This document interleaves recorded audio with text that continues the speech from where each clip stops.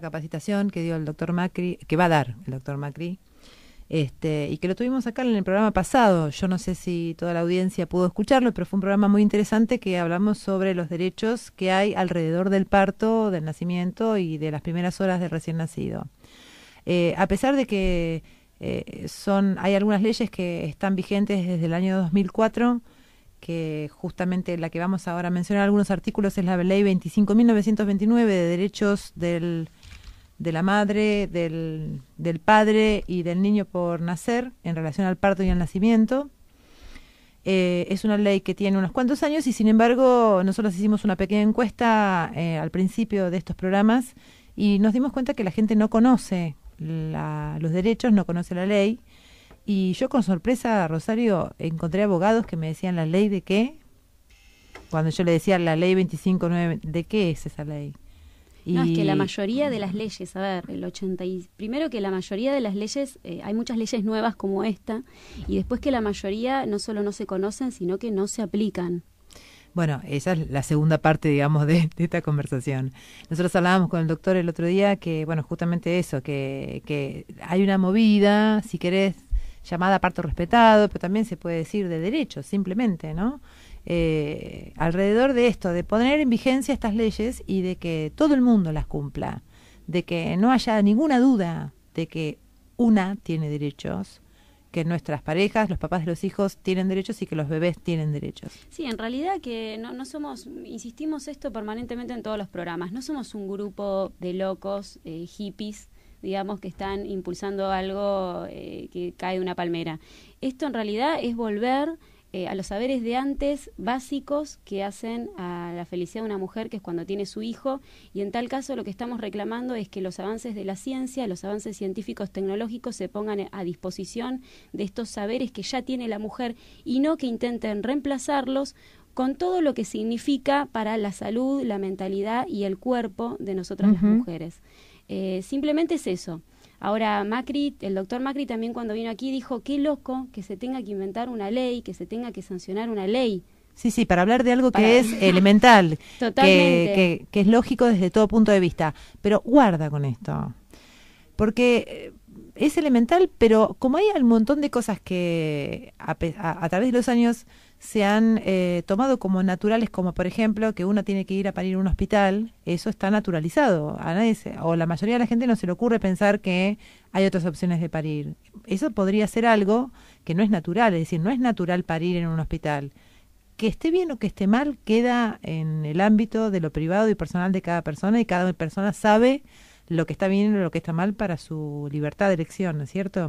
Sí. Pero bueno, así como está naturalizado que los partos se hacen en los hospitales, está naturalizado decir el parto me lo hizo fulano, me lo hizo el médico. Aún peor, porque al momento que esta ley todavía no está en su plena aplicación, porque ni siquiera está reglamentada, en el mismo momento nosotros ya sacamos al aire también a una de las referentes de la RELACAUPAN a nivel nacional, quien está denunciando que se quiere modificar la ley de las obstétricas para que hasta se saque el artículo de la ley donde dice que se puede parir en casa, porque la tendencia es que todas debemos ir al hospital.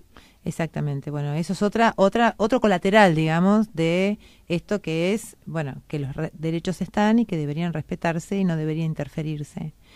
Yo no sé si vos te quedaste, yo me quedé, en lo personal, bueno, yo trabajo con mujeres embarazadas todos los días y la verdad que estas últimas 2 o 3 semanas, yo no sé si fue porque nosotros en el programa hablábamos de derechos o porque hay una movilización, hay un cambio de conciencia, como vos bien decías recién, de algunas personas, hay una tendencia a cambiar el paradigma o también podría haber una tendencia a afianzar el paradigma vigente. No sé en qué parte estamos, ¿no? Pero todavía yo no lo tengo muy claro si estamos en un lado o en el otro. Pero lo que ocurrió estas semanas, te cuento, fue que hubo mucha protesta en medio de las clases, en medio del trabajo de piernas, en medio del trabajo de pelvis y en el medio de la respiración y de las cosas que yo intenté hacer en cada una de mis clases y que me fue casi imposible, una misión imposible, poder dar una clase desde lo corporal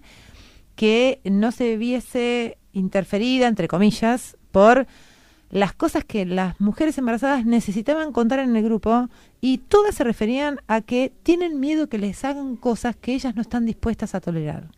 Y a mí me pareció, yo realmente hoy estaba bastante amargada porque me pareció que estoy en una situación de que no sé qué hacer, no sé cómo contener y no sé cómo trabajar. Es decir, es como que mi trabajo se ve perjudicado todos los días por esta insatisfacción, que por un lado está bueno porque la insatisfacción te lleva a moverte a buscar algo nuevo y distinto, pero por otro lado a la impotencia que te da que no tengas herramientas, o que haya muy pocas herramientas, porque herramientas hay, que a una puedan protegerla con tantas violaciones a estos derechos que, por ejemplo, a ver, como para darte uno, vos sabías que, me voy a poner los anteojos porque no veo, ya soy una mujer grande, dice, vos tenés 2 hijos, ¿no? Y yo tengo 3.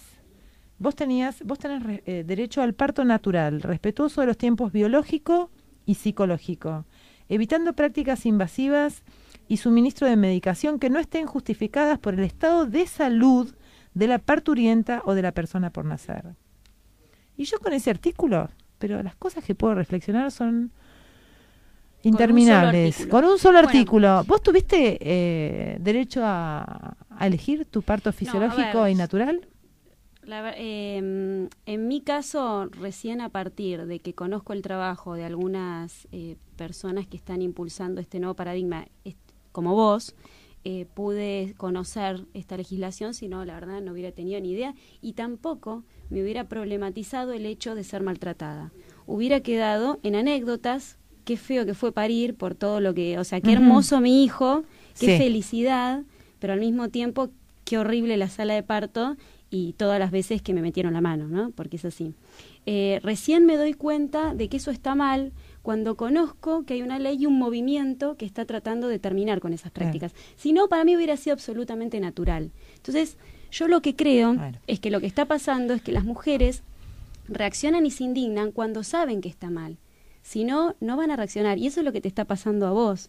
No es que ahora se está maltratando más a la mujer que antes. No, se está maltratando como siempre, solo que ahora estamos en un momento gris, digo, a nivel de todas las temáticas, donde nos estamos dando cuenta que hay cuestiones en nuestra sociedad que están mal, que no nos hacen bien como sociedad, como humanidad, y que tenemos que empezar a cambiarlas. Una de ellas es la manera en que traemos hijos al mundo. Digo, y está en cuestionamiento junto a un montón de otros paradigmas, como el de los derechos del niño, por ejemplo, ¿no? Desde ya. Entonces, también respecto a lo que vos decís del maltrato, que vos preguntabas, ¿se aumenta el maltrato cuando la mujer quiere otra cosa? Esto es más viejo, a ver, que no sé, que la escarapela, por decir algún dicho fácil, pero siempre, todo nuevo paradigma en realidad que se quiere imponer es una especie de revolución. Y en este campo del parto respetado y el parto humanizado es una pequeña revolución. No, desde ya. Y toda revolución genera contrarrevoluciones conservadoras. Exactamente. Entonces, el paradigma antiguo y quienes sostienen, y no de mala leche, sino porque formaron sus prácticas y sus creencias en el marco del otro, van a defenderlo. Bueno, pero ahí es donde yo siempre hago esta reflexión. Yo creo que la gente es buena. ¿No? Me dirán, no, yo creo que toda la gente es buena en el fondo. En el fondo, sí, en el fondo de la casa de cada uno. No, yo creo que en muchos casos no hay mala intención. Simplemente hay naturalización de lo que no es natural, que creo que ese es uno de los puntos que tenemos que trabajar, porque vos recién lo dijiste. Yo no sabía, yo creía que el parto era así, era un horror, pero como después tenía un bebé divino y tomaba la teta y yo me enamoraba de mi bebé, ya está. Era como un costo como un costo que tenía yo que pagar, como si fuese una cosa que, bueno, la mujer por el derecho de parir tiene que pagar un peaje, y es tener un parto horrible en donde te sentís nada, porque sentís que el otro día lo que escuchábamos acá del testimonio de esta chica de Misiones, que decía que ella no sentía que estaba dentro del cuerpo, era como que era un cuerpo manipulado y maltratado por los 20 tactos que le hicieron en toda su estadía en el hospital, como si yo no estuviera aquí. Cuando yo lo volví a leer, me fui del programa y me puse a leer su mail, se me caían las lágrimas, porque yo no podía creer que a una mujer se la estuviese, ella misma de sí misma decía, yo no estaba ahí, porque era como si yo no estuviera ahí, porque me hacían cosas en el cuerpo como si yo no tuviera una personalidad. Recién en la editorial hablábamos de que el cuerpo es construcción de la personalidad. No, y además no es un pedazo de carne y de además huesos. Culpar a la mujer, si en el proceso de que te están maltratando y a una le cuesta más parir, encima que digamos que te echen la culpa. Sí, y lo estás haciendo mal. Lo estás haciendo mal y va a ser culpa tuya si le pasa algo a tu bebé. Es decir, psicopatearte con la historia de que si no te dejas intervenir, si no dejas que nosotros seamos los que hacemos el parto, que eso es otra frase. Yo en el libro que escribí lo pongo varias veces porque a mí me parece una frase que es ejemplificadora de justamente este paradigma viejo del que intentamos salir. ¿Cómo que otro me hace el parto? ¿Cómo que ¿Y la mujer qué hace mientras tanto? ¿Se toma un whisky? No claro, estaría mal. ¿Qué hace? Yo tengo una amiga que con mucho humor dice, bueno, entonces yo voy al parto por cesárea y con anestesia general. Claro, bueno, así sí alguien otro me hace un parto. Claro. Pero si vos estás ahí en camilla, en sillón, en la posición que hayas adoptado para parir y estás pujando, estás intentando hacer fuerza con tu útero, y porque hay una persona que te asiste y que está muy bien que haya una persona que te asista, y esa persona salga triunfante diciendo, le hice el parto a fulana, me parece que es un título que no le cabe. Sí, yo creo que, el programa pasado en un momento también de indignación ante el relato de esta madre que sufrió tanto en Misiones, yo en un momento dije, bueno, será